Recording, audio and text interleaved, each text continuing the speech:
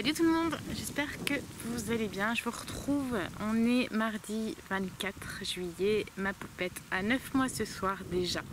Et je vous parle depuis la Normandie. Donc là on est, il n'y a pas une trop mauvaise lumière là. On est dans le jardin de mes beaux-parents et on est arrivé vendredi soir avec Fabien et la puce.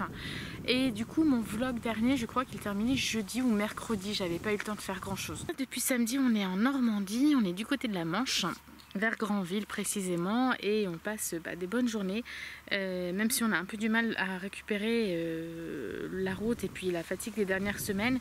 Là ça y est, on va dire que c'est la première après-midi où on est que tous les deux à la maison, on se repose. Ma belle famille est partie au zoo, ils ont emmené la petite avec eux. Et nous en fait on a des nuits tellement compliquées en ce moment qu'on a dit non, on n'y va pas, on reste tranquille et on se détend. Voilà, parce qu'en fait Angéline a 3 dents qui poussent en même temps, je crois, qui sont en train de percer. Donc la journée ça va, mais la nuit, elle se réveille toutes les 2 heures. Il y a énormément de facteurs en fait qui jouent là, les nuits sont très compliquées. Il y a le fait qu'il fait chaud, oui il fait chaud en Normandie. Là je vous parle de l'extérieur, ils annoncent 33-34 degrés quand même. Et la nuit, je sais pas, je trouve que dans la chambre où on dort, voilà c'est comme ça, hein, mais il fait encore plus chaud que chez nous. Donc j'espère que les nuits vont vite se rafraîchir quand même, parce que sinon on va pas tenir le cap. Et du coup la petite, entre les dents, la chaleur, le pic des 9 mois, on ne sait pas trop si ça joue, elle se réveille toutes les 2 heures. Donc autant vous dire qu'on est voilà, lessivé. Mais bon, on fait avec et on essaie quand même de se reposer. Donc voilà, là je vous parle un peu, mais je pense qu'après je vais aller faire une petite sieste. Qu'est-ce que je voulais vous dire? Donc on a été à la fête des remparts. Si vous me suivez sur Instagram, vous avez pu voir passer des photos et des stories. Et c'était très sympathique. On y est allé juste une après-midi le dimanche. On n'a pas vu énormément de spectacles, mais on a vu des gens costumés, c'était chouette. On a vu des animations. On a vu les 2 marchés qu'on aime bien, parce qu'il y a 2 marchés d'artisans médiévaux dans la ville ancienne de Dinan. On n'a rien acheté, on a été très raisonnable, on avait surtout envie de se promener dans les ruelles et puis d'emmener Angéline pour la première fois à sa fête médiévale. Voilà, ce qui a été difficile aussi en ce début de vacances, c'est que j'ai oublié le porte-bébé à la maison et ça a été un peu la crise d'angoisse pour moi, de panique, parce que sans porte-bébé, moi je peux pas trop la porter longtemps à cause de mon dos. Et en plus, comme on a prévu notamment d'aller à Dinan, d'aller au Mont-Saint-Michel et tout, c'est mieux de l'avoir en porte-bébé. Et heureusement, on a épuré une bonne heure le Bon Coin et on a trouvé un porte-bébé d'occasion. On va dire que il est pas trop mal pour de l'occasion, quoi. Il n'est pas ergonomique à fond, mais il est plutôt quand même confortable. Alors Fabien l'a porté 4 heures je crois, ou 3 heures, alors il avait un peu mal au dos à la fin de la journée, mais bon ça va, on va dire que ça dépanne. C'est un Aubert Concept et du coup ça faisait l'affaire, et puis ça nous dépannera pour les 3 semaines où on reste ici en fait. On est allé à la mer pour la première fois aussi tous les 3, alors ça j'étais super impatiente d'y aller, de faire goûter l'eau à Angéline. On a juste trempé ses petits pieds, c'était très beau, en plus il faisait une journée merveilleuse encore hier, un soleil de dingue, la plage était assez remplie, c'était beau, c'était vraiment beau. Et pareil, on a mis quelques photos sur Instagram, donc n'hésitez pas à aller voir. Si je peux, je vous mets quelques encarts au fil de... Voilà, en vous parlant, là, vous aurez certainement déjà vu quelques photos. J'en profite déjà pour vous remercier pour les derniers commentaires que vous avez laissés sur mes vlogs. Je suis vraiment surprise de voir que vous aimez ça.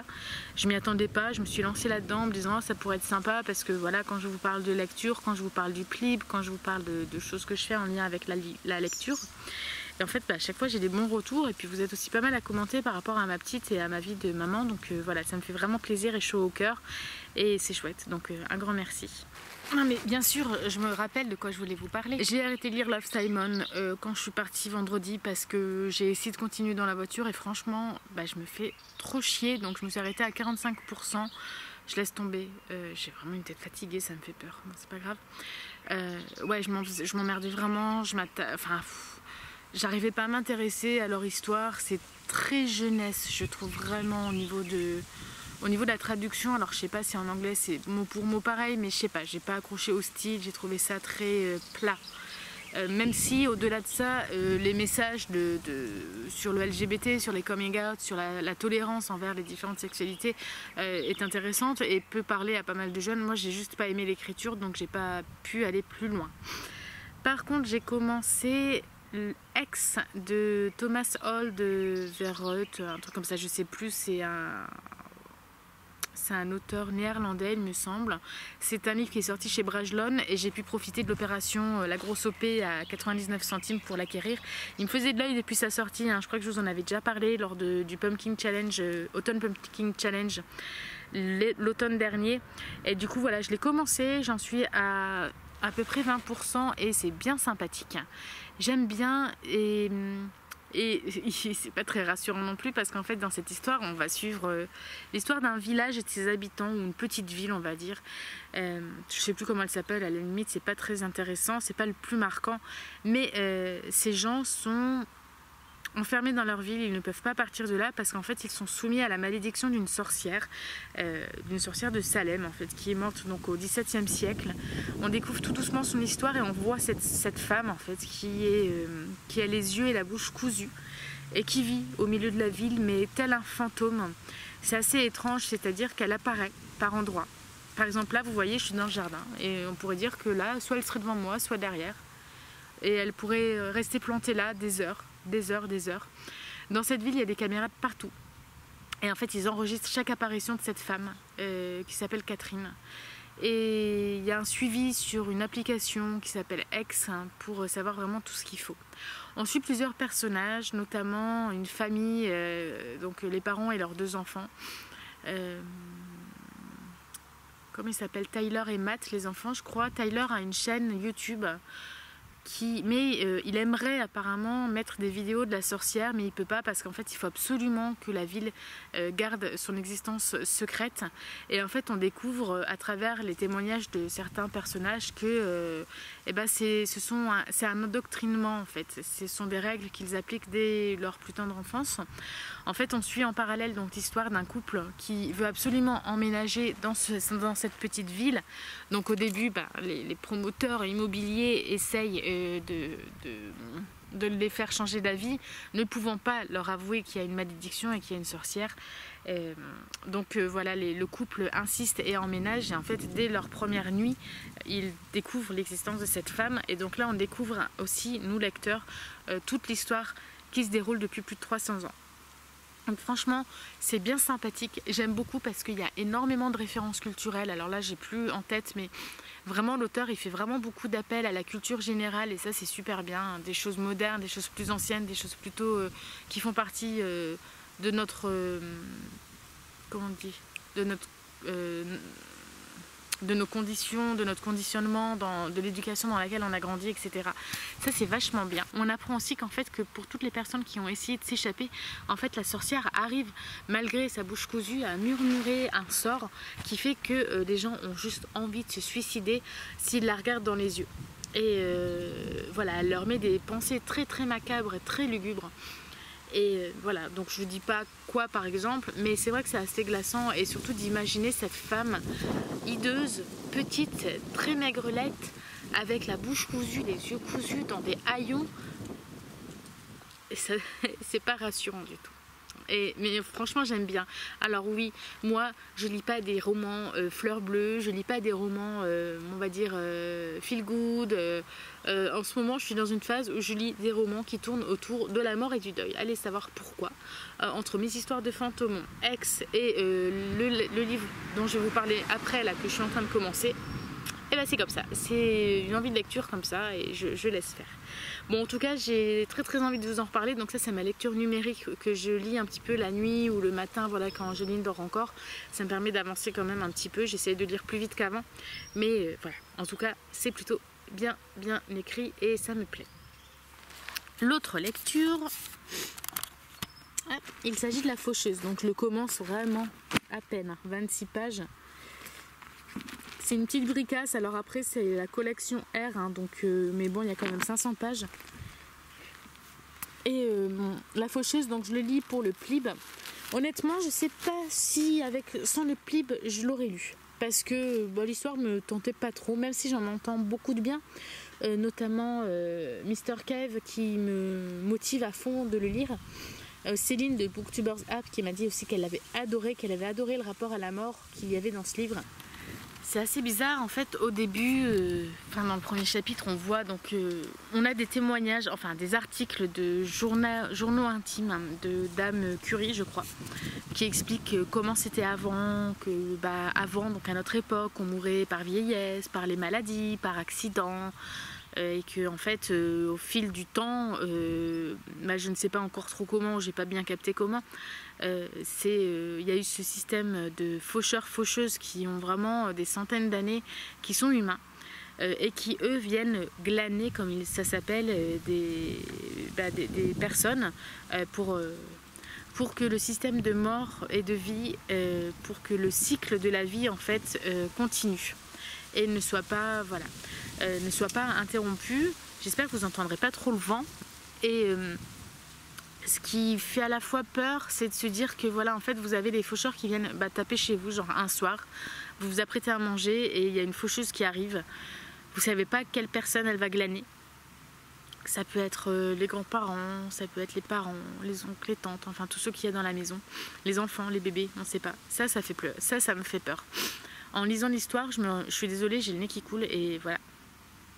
En lisant l'histoire, j'imagine si les choses se passaient là, je pense que je me recroquevillerais comme une souris en fait. Je serais morte de peur, mais voilà, là-bas c'est classique en fait. C'est comme ça depuis très longtemps. Ce sont des règles de vie aussi. Ils savent que les faucheurs viennent glaner.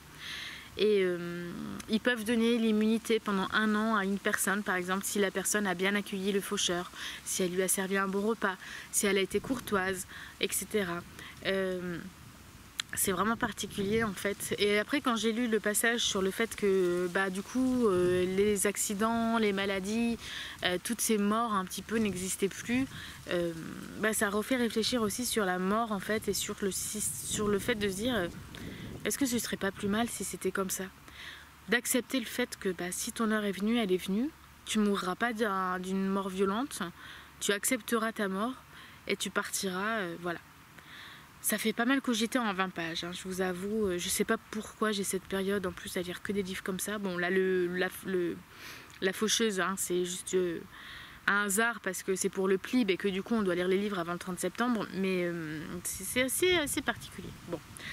En tout cas, je vais le continuer parce que ça m'intrigue. Je crois qu'on va suivre 2 apprentis faucheurs en fait et puis leur histoire. De ce que j'ai compris, il y a des moments où en fait on se rend compte que de toute façon, faut que les faucheurs ils soient subjectifs en fait. Faut qu'il n'y ait pas d'empathie, pas trop de sentiments, mais ils restent quand même humains. Donc je pense que ça peut être intéressant à suivre. Voilà, c'est tout pour mon petit point lecture. Donc je vais aller rentrer à l'intérieur, faire une sieste et puis je vous retrouverai, je ne sais pas quand, peut-être tout à l'heure. Hello tout le monde. Bon me revoilà, il est 5h30, je suis partie marcher. J'aime bien voir des intersections comme ça à la croisée du monde où il n'y a personne. C'est très sympathique. Donc voilà, je marche dans la campagne normande. J'ai installé une application, je me rappelle plus laquelle, j'utilise là pour le suivi GPS, les pas avec un entraînement coaching en fait, pour me mettre à la marche. Mon chéri m'a offert mon cadeau d'anniversaire en avance, qui sont ces petites baskets dans lesquelles je me sens super bien. Ça me change parce que mes anciennes baskets là étaient neuves, mais j'avais très mal aux pieds dedans, alors que j'avais acheté exactement la même paire il y a 2 ans, la même pointure, mais comme quoi, faut vraiment essayer quoi. Donc là je me sens plutôt bien dedans et ça me motive à aller marcher. Je suis en programme de remise en forme, ça je vous en ai pas parlé depuis hier. Donc on fait quand même attention à ce qu'on mange chez ma belle-mère. Et surtout on fait aussi des exercices de musculation le matin, voilà, des trucs pour travailler le dos, les mollets, les fessiers, les abdos. Donc on verra au bout de 3 semaines comment ça se passe et on va faire ce programme un peu tous les jours. Et moi donc j'aimerais marcher tous les jours au moins une demi-heure, donc voilà. Écoutez, je vous laisse, vous voyez il n'y a vraiment personne. Et j'espère que j'aurai pas marché trop vite pour que vous voyez un petit peu quand même le paysage sans avoir le mal de mer. Voilà. Et on va faire un coucou. Hello. Donc voilà, je vous reprends, il est 18h25, du coup j'ai marché, on va dire 50 minutes. Non, un peu moins, 40 minutes, c'est marqué en fait. Je suis un peu nounouille des fois. Donc j'ai utilisé Marcher pour perdre du poids, l'application. Donc, ah non, ça c'est le jour 2. Aujourd'hui, rapport. J'essaie de voir comment ça marche. Donc j'ai marché 38 minutes. J'ai fait un peu plus de 3 km et j'ai perdu 372 calories. Donc je suis plutôt contente. Pour une reprise, c'est plutôt bien. J'ai marché d'un bon pas en plus tout le long. Là, ça alterne. En fait, en gros, il faut faire 30 minutes de marche et 3 fois 2 minutes de marche active. Vu que quand je devais marcher active, j'étais dans une pente, j'ai fait demi-tour à ce moment-là. J'ai marché activement dans la descente. Et du coup, voilà. Donc, le reste, j'ai marché quand même d'un bon pas, je trouve. Je suis plutôt contente. Même si au début, en fait, je pense que les stats ont un peu foiré puisque j'ai pris la caméra en cours de route pour vous parler, je pense 2-3 minutes. Bon, c'est pas trop grave. Le principal, vous me direz, c'est de marcher et de bouger. Voilà, donc je vous retrouve là. Je me suis posée un peu à l'ombre pour me rafraîchir un petit peu avant que ma puce ne rentre du zoo. Je sais plus si je vous l'ai dit. Oui, elle est partie au zoo avec ses grands-parents, son oncle et sa tante et sa cousine. Nous, on était trop fatigués pour y aller. Si je vous l'ai dit, je couperai. Donc j'ai hâte qu'elle rentre parce que là ça fait 4 heures et puis elle commence à me manquer parce qu'on est rarement séparés plus de 4 heures. Et puis voilà, comme je disais, je commence un petit peu à m'inquiéter. La vérité c'est qu'en général au bout de 4 heures elle commence à beaucoup pleurer parce que je suis manque. Et j'espère que ça se passe bien et que du coup elle n'est pas en train d'avoir des cris de larmes, des crises de larmes avec sa mamie. Mais bon, voilà, pas de nouvelles, bonne nouvelle, hein, j'ai envie de vous dire, on va attendre qu'il rentre.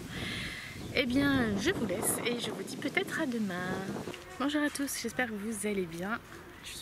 Petit coucou d'Angéline. Je me suis posée, j'ai des couleurs on dirait, j'ai pris des couleurs. Je suis partie me balader ce matin avec ma fille, toutes les deux, en bord de mer. Vous avez pu voir quelques images passer. Et ça fait du bien, il y a beaucoup de vent par contre, j'espère que... Voilà, qu'on est bien couverte parce que je pensais pas qu'il y aurait autant de vent ce matin, mais c'est très agréable et ça fait du bien de prendre un peu de temps pour soi. Là je me suis posée à la terrasse d'un café, c'est plutôt sympathique. Je vous montre un peu les décors. Bon, alors après en face c'est moins joli parce que c'est le parking d'un bar-hôtel, hein, donc il y a un peu de voitures et de circulation, mais voilà, je savais pas si le bar vraiment en bord de plage avait des prix qui étaient peut-être allumés, et en plus c'était à l'ombre, il y avait trop de vent et je voulais pas aller à l'intérieur, donc voilà, je me suis posée. J'espère que vous allez bien. Hier soir c'était un peu compliqué de faire attention parce que au niveau alimentaire, parce que fallait finir la charcuterie, donc on a dû se forcer un peu et donner un coup de main. Donc le but aujourd'hui c'est de faire attention, sachant que mon beau-frère et ma belle-sœur sont partis dans les îles en face. Du coup on est 4 à la maison, donc peut-être qu'on mangera un petit peu moins excessif. En tout cas moi je vais faire en sorte de ne pas prendre de gras aujourd'hui et éviter tout ce qui est sucré. Sinon au programme cet après-midi on va faire une petite balade à Granville, donc je pense que je vais vous emmener avec nous.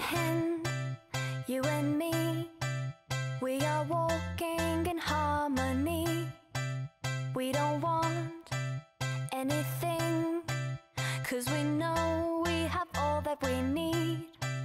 I can be carefree, yes, with you around it's easy. You make me happy, and that's all we need to know.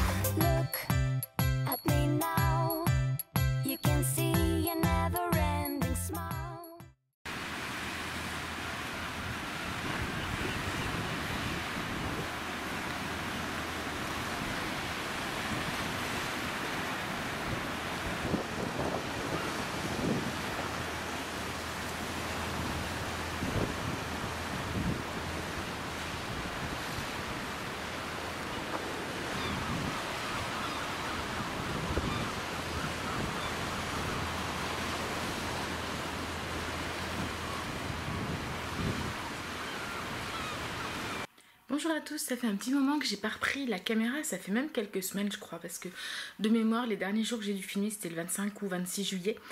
Et je me suis dit que là il fallait peut-être que je reprenne pour vous tenir au courant de mes lectures, puisque j'ai avancé.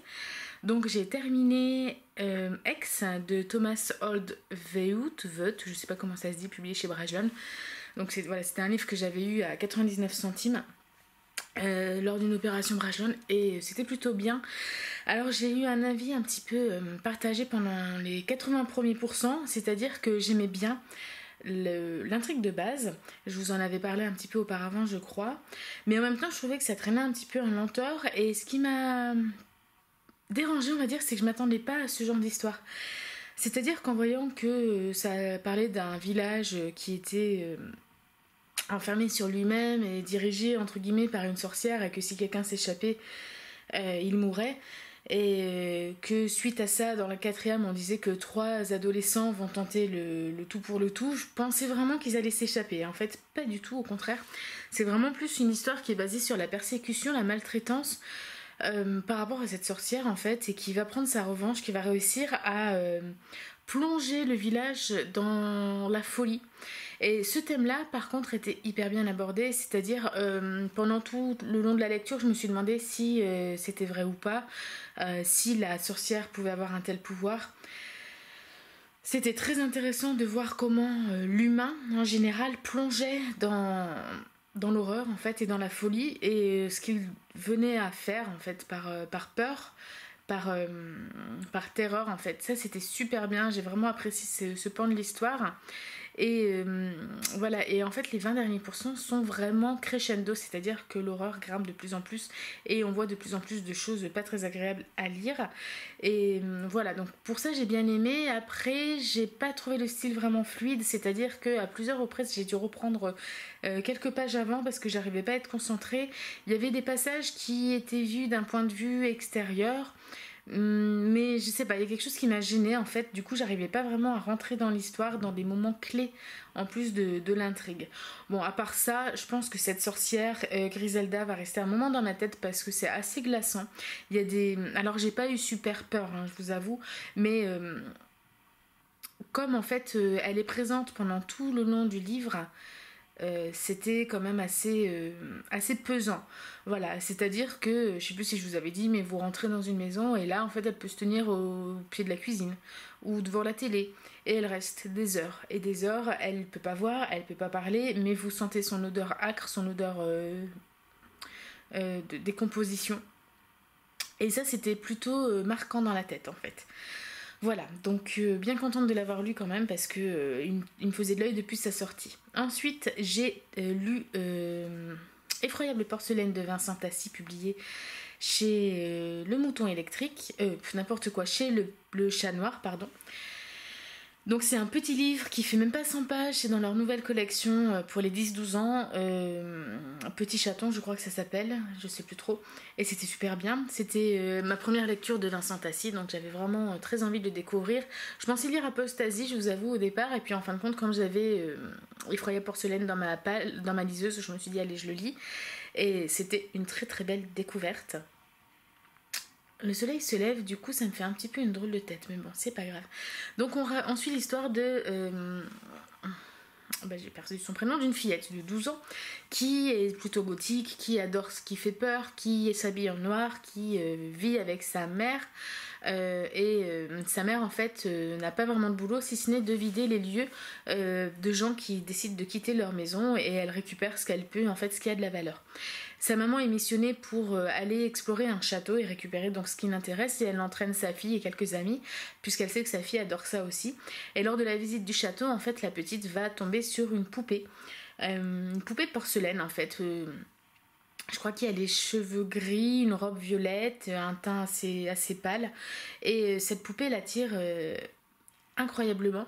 Et en fait, elle la prend avec elle et petit à petit, on va découvrir que la poupée a certains pouvoirs, notamment de possession, et qu'elle va pousser la fillette à commettre des actes horribles, notamment des tentatives de suicide. Mais la fillette est pleine de ressources, elle veut absolument déjouer le piège de la poupée et savoir qui elle est, pourquoi elle a des larmes de sang et quelle est l'histoire en fait de cette petite Ophélia et de son ancienne maîtresse en fait qui envoie des rêves à la fillette. Donc c'était vraiment bien, c'est bien écrit, il y a quelques références notamment je crois à Hamlet, il me semble que c'est Hamlet, enfin un des textes de Shakespeare et j'ai été vraiment bluffée pour un récit qui s'adresse à du 10-12 ans, que le style était très très beau, très fluide, très... c'est vraiment gothique en fait, ça on peut pas l'enlever, on retrouve vraiment les codes du gothique, c'était super agréable à lire et au final j'ai été étonnée de découvrir la vérité. J'avais entendu dire sur plusieurs chaînes notamment que la vérité était très difficile, etc. Plus j'avançais, plus je me disais non, ces personnes ont peut-être un petit peu exagéré. Et en fin de compte, non, pas du tout. C'est vraiment un thème qui est honnêtement que je n'ai jamais vu abordé dans la littérature jeunesse, qui est très poignant. Surtout quand on le remet dans son contexte, c'est-à-dire il y a 100 ans ou 200 ans auparavant, et ça peut pas laisser indifférent, et j'ai vraiment beaucoup aimé. Et quand on découvre la vérité, eh ben on a juste envie de relire tous les passages où la maîtresse envoie ses rêves pour lire sous un autre œil en fait. Voilà, je vais pas vous en dire plus parce qu'évidemment je vais pas vous dévoiler, mais je vous le recommande à 200% parce que c'est vraiment bien. Et ce qui est sûr, c'est que moi je continuerai de lire les livres de Vincent Tassi. Ensuite, j'ai lu, j'ai pas terminé grand chose, j'ai avancé dans La Faucheuse, donc là j'ai terminé la deuxième partie, j'ai mis un temps fou. C'est vrai que pour l'instant, cette première moitié de livre, on m'a pas forcément emballé, même si je vous ai déjà expliqué que j'aime beaucoup l'univers parce que ça fait réfléchir, mais là, dans la deuxième partie, j'avoue que c'était un petit peu long parce qu'en fait, on suit l'apprentissage de Citra et Rowan, on voit un petit peu comment ça se passe dans le conclave avec les différentes réunions des faucheurs. Et je suis arrivée à la fin de la deuxième partie et là j'ai fait putain, c'est trop bien, il y a eu enfin le twist que j'attendais et qui relance l'intrigue. Voilà, on va dire que la première partie, la première moitié du livre, l'auteur met en place son univers, présente les personnages, le système, et que là on va passer dans l'action avec pas mal de choses qui risquent de se passer et dont j'en attends du coup beaucoup. Sinon, j'ai commencé d'autres livres, je crois. J'ai commencé Vous pouvez enterrer la mariée de Oren Miller. Donc c'est la seconde enquête de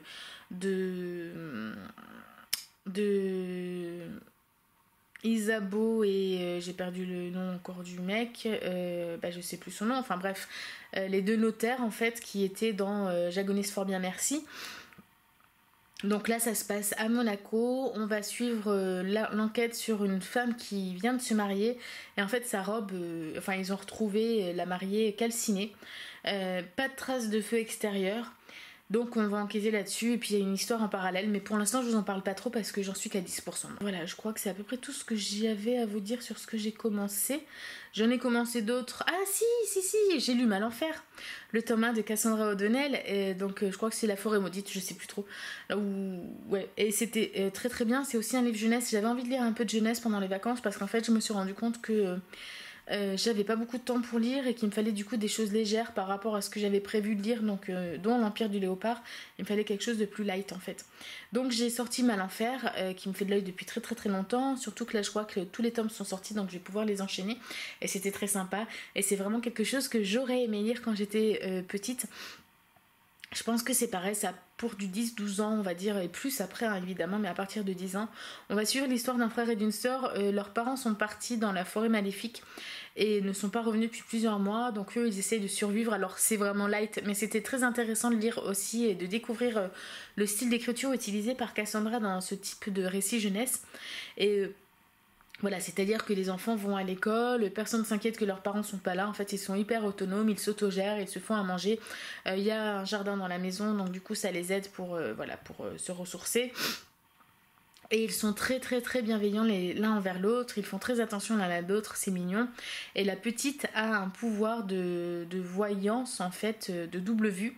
Et voilà, elle arrive à voir des choses, elle arrive à voir en fait qui sont réellement les personnes. C'est-à-dire qu'elle découvre très vite, elle, depuis la maternelle peut-être, que les professeurs de l'école ne sont pas des humains, mais il y a des trolls, des elfes, des nains, puis je ne sais plus quoi. Donc elle ne dit rien parce qu'elle sait que c'est un secret. Ses professeurs arrivent à vivre ensemble, il n'y a pas de guéguerre entre les différentes espèces, sauf qu'il y a vraiment un malaise qui plane au-dessus de cette commune. C'est la forêt de Mal Enfer et le lac autour qui apparemment de temps en temps tue les personnes qui entrent dans ce secteur, dans ce territoire. Donc voilà, on va suivre un petit peu l'intrigue. Quand un des enfants va disparaître, en fait, les professeurs vont partir à sa suite, en fait, pour essayer de le retrouver. Et puis, la petite sœur et son frère accompagnés de quelques camarades de classe, vont les suivre et vont découvrir des choses. Donc voilà, c'était vraiment bien. On va découvrir qu'en fin de compte, le grand frère, il a aussi un pouvoir, qu'il n'est pas forcément humain non plus. Et en fait, voilà, c'est vraiment un tome introductif. Ce qui m'a plu dans le style d'écriture, en fait, c'est de voir les raccourcis que Cassandra a pris et de me dire que, ouais, en fait, ce qui peut être dur et en même temps plus facile quand on veut se lancer dans l'écriture, si on veut écrire pour la jeunesse, c'est de voir les raccourcis. C'est-à-dire que on s'étoffe pas, on s'étale pas sur le développement de certains aspects. C'est pas grave si on prend des raccourcis. On n'a pas besoin de développer des descriptions et des descriptions. Le but, c'est d'aller à l'essentiel, de faire des phrases assez simples pour être comprises par les jeunes collégiens, on va dire. Et tout en laissant, en tout cas dans ce genre de récit, une part assez précise de l'univers que Cassandra a créé. Et je trouve que pour le coup, moi, j'ai carrément bien imaginé tout l'univers. Voilà, donc je sais qu'il est sorti aussi en BD, donc je vais essayer de le trouver. Je crois que c'est Malenfer ou Sombre Terre, il me semble que c'est Malenfer. Donc je vais essayer de le trouver à la médiathèque quand je rentrerai sur Lyon. En tout cas, c'était plutôt super bien. Voilà, c'est à peu près tout sur mes lectures. Sinon, nous, on rentre bientôt sur Lyon, malheureusement, parce que c'était super bien. On est resté quasiment un mois en Normandie, c'était top. On a vraiment profité. Donc, du coup, comme j'avais pas de logiciel de montage, j'ai décidé, comme je vous avais prévenu, d'arrêter mes vlogs et de vous faire plutôt des Insta Stories en vous mettant des photos, des petites vidéos des lieux que j'allais visiter. Donc j'espère que si vous êtes passé sur Instagram que ça vous aura plu, et je pense que ce vlog ça sera très très long, donc voilà, je vais essayer de m'arrêter là. Je vous reprendrai peut-être courant de la semaine si j'ai terminé un livre, sinon je vous fais le montage dans le week-end. Des bisous, à bientôt.